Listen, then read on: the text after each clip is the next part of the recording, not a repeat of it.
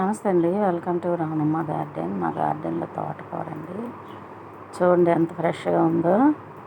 చూడండి అలా ప్రతి కుండీలో 4 విత్తనాలు వేస్తాను, 4, 5 విత్తనాలు. ఇలా ఫ్రెష్గా చాలా బలంగా కూర హెల్దీగా పెరుగుతుందండి. ఒక్క దగ్గరే వేసుకున్నామంటే ఆ కూర అంతగా మొక్క పెరగదు, అంత ఫ్రెష్గా అనిపించదు, బలంగా పెరగదు కూర.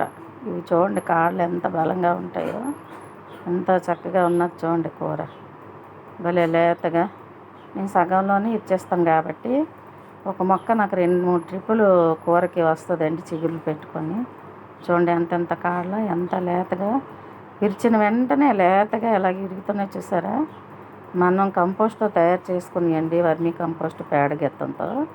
అందుకే చక్కగా లేతగా భలేగా ఎదుగుతుంది కూర. చూడండి ఎంతెంత కొమ్మలైనా లేతగానే ఉన్నాయి, చక్కగాను ఎంత ఫ్రెష్గా ఉందో చూడండి. కూర చాలా టేస్ట్గా ఉంటుందండి. మనకు మిద్దె తోటలో పండించుకున్న తోటకూర మన హెల్త్కి కూడా చాలా మంచిది. తోటకూర మాత్రం ఎప్పుడు బయట కొనండి, మా మిద్దె తోటలోనే ప్రతి కుండీలో 4 మొక్కలు వేసుకుంటాయి, 4 విత్తనాలు వేసుకుంటే చాలండి, చక్కగా పెరుగుద్ది.